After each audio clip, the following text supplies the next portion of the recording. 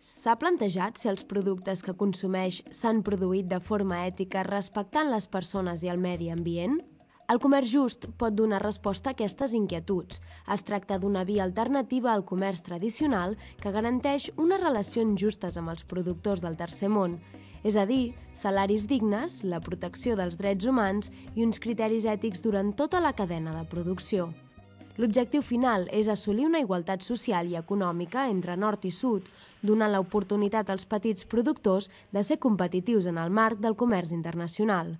Una de les característiques del comerç just és la voluntat de disminuir els intermediaris per tal de poder pagar un percentatge més elevat als productors.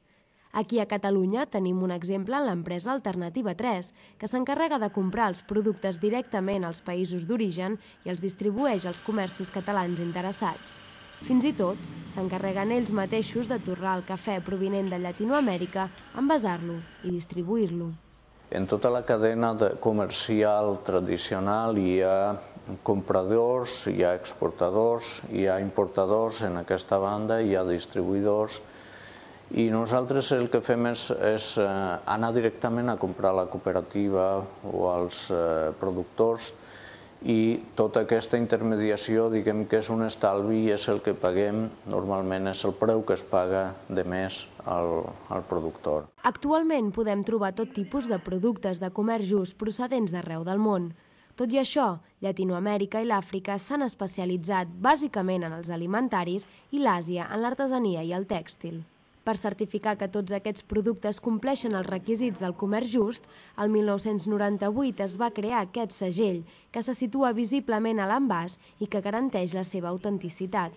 Des de l'ONG Setem Catalunya es remarca la necessitat de conèixer d'on prové tot allò que comprem i com ha arribat fins les nostres mans.